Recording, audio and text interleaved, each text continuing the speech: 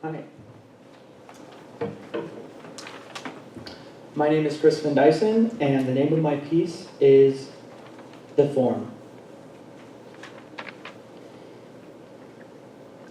For a moment, consider an empty, dark room. A human body, just a form, sits in the middle, surrounded on all sides by walls of deep black.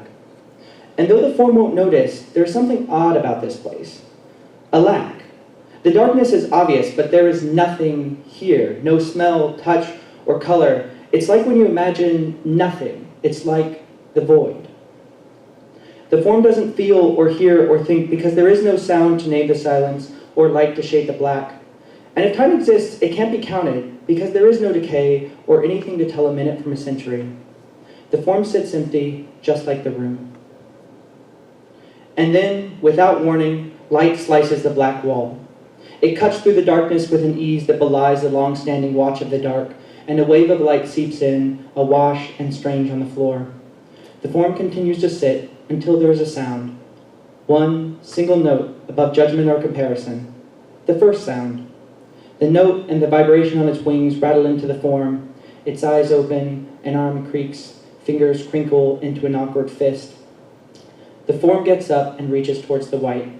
The form's hand seeps into white, and white rushes up its arm. White swallows form, and nothing is left behind. The form enters an alien and aggressive world. A million sensations are assaulting it at once, and there's real terror here in a contextless barrage. Everything is suddenly white and piercing. Everything stings. The form can feel the whole of the universe, and it goes into shock. The form doesn't move for a long time. The form wants out. It wants nothing back, but that had been ripped away. Eventually, the chaos dulls its edge. It takes a while, but the form figures it out. These sensations have patterns, and the form catalogs them, and these patterns are labeled good or bad. And now life becomes a simple game. The form already knows the rules. Seek pleasure, avoid pain, and with this, the form quickly maps out the new world. The form does things to bring good patterns and avoids whatever brings the bad ones. Good or bad is the only game in town anymore, and the form begins to forget about nothingness. The darkness, the void, are traded for the happiness and sting of these moments. Time stretches forth. The form learns of a day. They pass slowly. Then it learns of a week. Many of these pass. The form, now a boy called Tim, walks near some woods on a cool Saturday. The air feels warm and soft against his skin. Tim hears the whisper of the woods, trees that rustle and try to tickle his ears.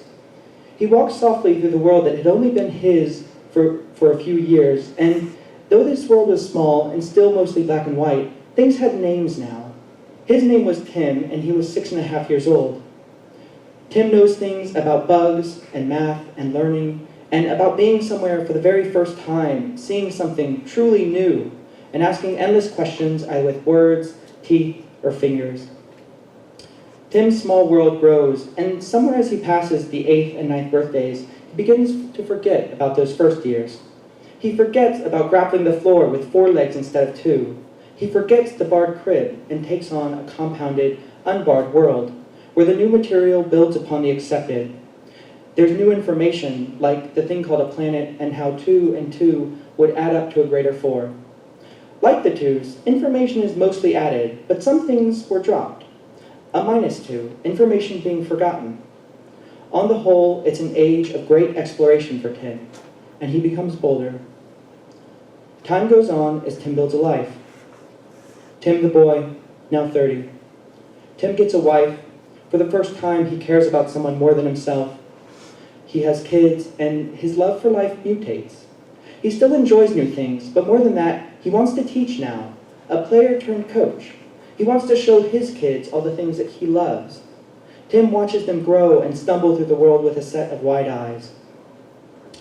Along the way, he learns some things. He learns what a decade is and how a decade can feel like a year when you're 30.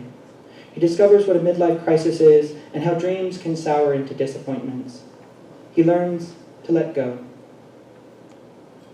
Tim the man, now 73. Life has mostly been -2s recently, but he remembers enough to know that he's forgotten most of the details. New things have lost their luster because Tim knows exactly how much his mind and his arms can carry. He doesn't try to gather anymore, but rather sits at home counting back upon which he already has. The moments that he loves, the 6-inch photos that line his dresser, which hold small but precious details. Life is simpler now in retirement, and the patterns never change. They happen every day, and Tim enjoys the stability.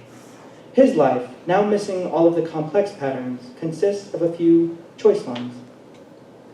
Mostly good, like food and sleep and peaceful afternoons.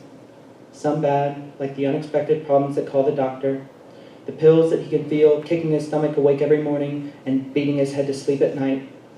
And the ache left in the wake of black parades honoring loved ones. All in all, everything is tiring now, even the good times. Tim, an elderly man, is dying on a warm night in July.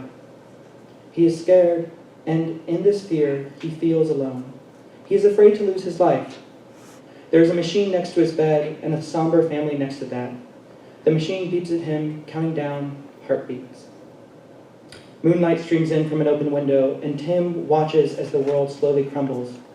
Tim feels it happen. Things have been slipping away from him, but now, under the tired blanket of age, the world breaks, softly but surely, like the final pat of a raindrop. Feelings, thoughts, and sound begin to get distant. Sensations come in dulling, uncertain waves. Each sensation is lighter than the last until they can't be felt. There is silence, and then there is one final note, a long note that shrills onward, this one directed at the nurses. The soft white from the moon grows paler, and Tim watches the world go from dim to dark to black.